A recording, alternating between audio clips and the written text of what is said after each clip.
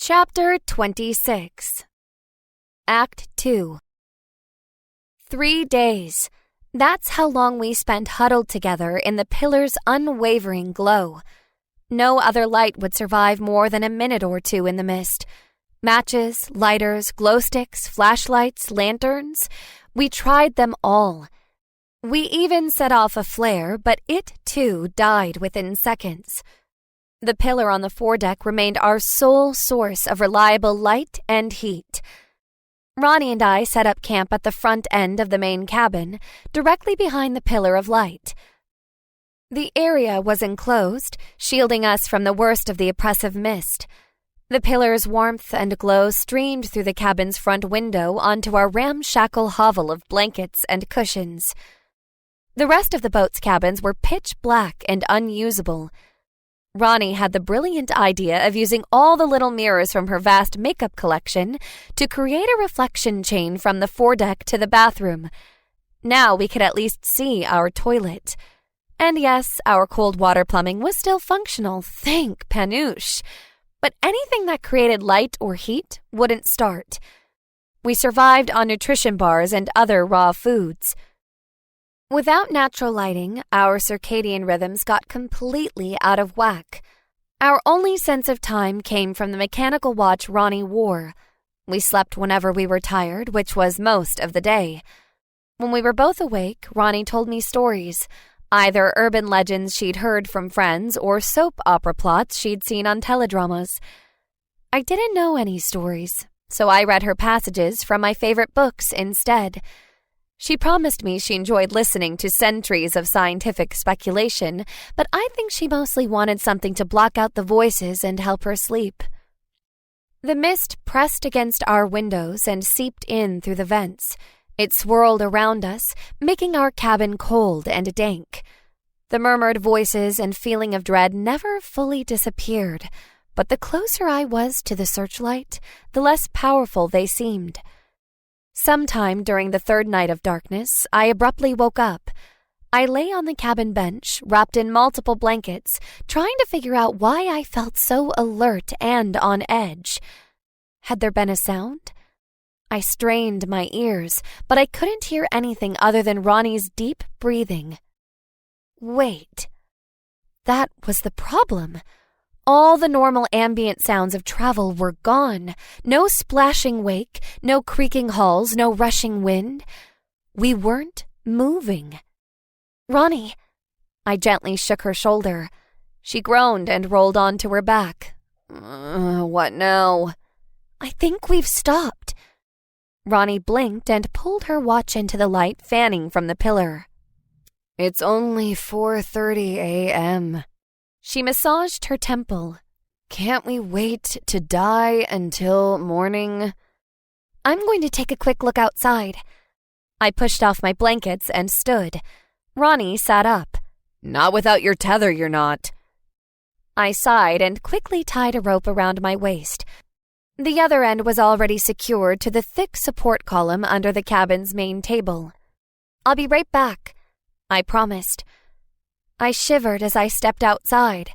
The thick, cold mist immediately clung to me, eager to pull me into its darkness. I walked quickly to the safety of the pillar.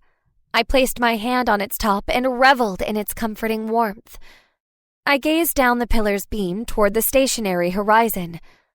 Why had we stopped? Was something blocking our path? At first, I couldn't see anything other than the thick blackness.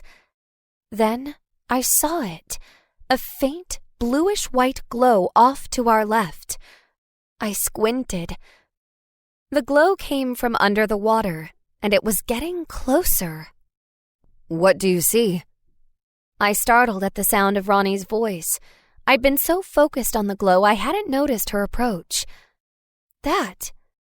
I pointed off the port side of the boat. The glow had grown much larger and had split into several separate patches of bluish-white light. They headed in our direction.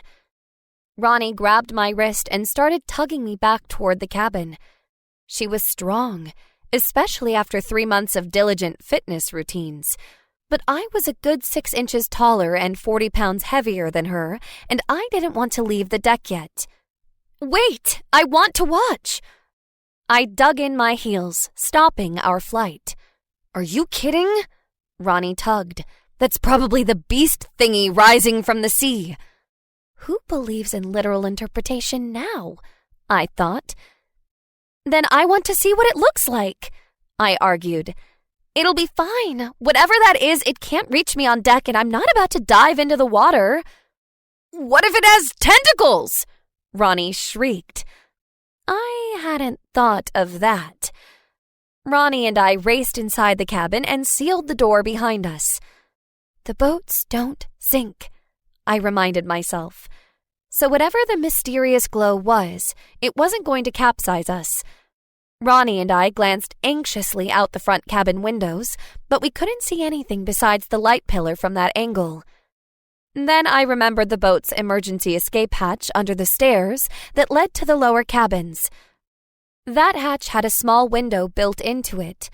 Back when we still had sunlight, the window had displayed an excellent view of the waves passing between our double hulls. It hadn't been much use in the dark mist, but maybe I could see something tonight. I fumbled my way down the darkened hallway until I reached the steps. Then I climbed to the bottom and peered between the treads. For a tense, breathless moment, I saw nothing but the black abyss of the ocean. Then my heart stopped as a large, glowing shape glided past the window. The thing was over 25 feet wide and 10 feet long. It looked like a giant bluish-white bat flapping its gigantic wings through the water. The enormous creature did a graceful backflip and disappeared into the ocean's inky depths. I had no time to process its appearance before a large, gaping mouth rose out of the darkness. The mouth was flanked by thick, glowing flaps, ready to drag any unsuspecting prey into its giant slatted maw. The cavernous jaws filled the entire window only to veer away at the last second as the creature performed another elegant flip. I stared in awe as its massive, glowing underbelly swept past the window again. "Giant devil mobula," I realized aloud. I grinned and raced for the cabin door. "What are you doing?" Ronnie yelled, grabbing me as I passed. "They're harmless," I laughed. "They're big, beautiful filter feeders. They have no teeth, no stingers, no barbs. They couldn't hurt me if they tried." "You're 100% sure about that?" Ronnie peered skeptically through the cabin window. "Well, I guess they could technically squash me if they decided to jump on board." I quirked my head thoughtfully. "They weigh like 7,000 pounds. Ronnie stared at me. "But that has literally never happened," I assured her. "I promise I'll be careful." I waited impatiently as Ronnie double-checked my tether. Then I rushed over to the trampoline nets that stretched between our double hulls. In my excitement, I barely noticed the mist's clammy embrace. I lay flat on my stomach with my fingers and toes intertwined through the nets. An entire school of enormous rays danced silently beneath me. Dozens of majestic mobula performed intricate acrobatic displays as they sucked in pounds of plankton. They executed one magnificent backflip after another. 2 or more rays would swim directly at each other as if they were playing a game of chicken. Then, right before impact, they'd veer upward and flip away from each other. It was a breathtakingly beautiful ballet. A strange sense of pride filled me, as if I'd had something to do with their magnificent display. "Move over." I looked up to see Ronnie standing above me. I grinned and made space for her on the net. We lay side by side watching the ethereal dance in awed silence. "So," Ronnie said at last, "are they supposed to be glowing, or should we be worried about radiation poisoning?" I'd been wondering the same thing. The mobula rays were black on top with white underbellies for undersea camouflage. Their black backs should have been invisible in the equally black water, but instead, every ray was ringed with a neon blue glow. I don't know, I admitted. That's not how I design. The words caught in my mouth and my mind went temporarily blank. I shook my head and tried to remember what I'd been saying. Yeah, I don't think that's normal. I continued hesitantly. I think it might have something to do with the water. See how it glows where it hits our hull? Sure enough, our boat was ringed in the same neon blue glow. Oh, so the entire ocean is radioactive now. Ronnie snorted. That's much better. A vague memory from my marine biology class pressed on the edge of my mind. Wait, I think I might actually know what this is. I crawled off the trampoline net and pushed myself to my feet. Just let me grab a picture from the galley to be sure. A few minutes later, I lowered my makeshift water sample collector, a plastic pitcher with a rope tied around its handle. Over the side of the boat, I took special care not to drop the pitcher on any of the feeding rays. Ronnie helped me raise the pitcher without spilling too much of its murky contents. As the water sloshed around, it glowed the same neon blue as the rays. But when I placed the pitcher on the foredeck bench, the water stilled and reverted to its normal transparency. Just like I thought, I said, smiling triumphantly at the pitcher. Dinoflagellates. Ronnie raised her eyebrows. Is that supposed to mean something to me? It's a type of plankton, I explained. My marine biology professor showed us a video on bioluminescence. There's this enzyme, lucinerase, I think it's called. It's named after the mythical bringer of light. Anyway, when it combines with the compound lucinerin, it causes the dinoflagellates to glow when they're agitated. So, can it hurt us or not? Ronnie asked, cutting to the chase. Nope.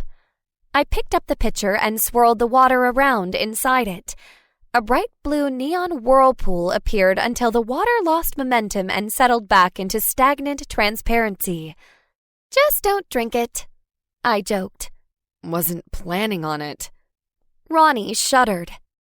I looked out toward the ocean. Was it just me or did the mist seem to be thinning out? The rays must be here to eat the plankton, I said. But I don't understand how the plankton survives without sunlight. Without warning, our boat started forward again. Ronnie and I both stumbled and grabbed onto the foredeck railing. The dancing rays beneath us darted out of our path. For animals so large, they could really move when they wanted to. As our boat sliced through the water, the bioluminescent plankton flashed their protest, leaving a neon blue glow in our wake. The once impenetrable mist clumped into small, gloomy clouds hovering inches above the steely ocean. Emily, look! I turned to see Ronnie pointing upward. Her face was bright with excitement. I followed her finger with my gaze and saw... Was that really the moon? As our boat continued, the mist cleared to reveal the most luminous pre-dawn sky I'd ever seen. Ronnie and I hugged and laughed and cried. We'd made it through the mist. Through our grateful tears, we watched the sun light up the eastern sky. We were so wrapped up in our relief, we didn't notice the small dark splotch growing steadily on the horizon.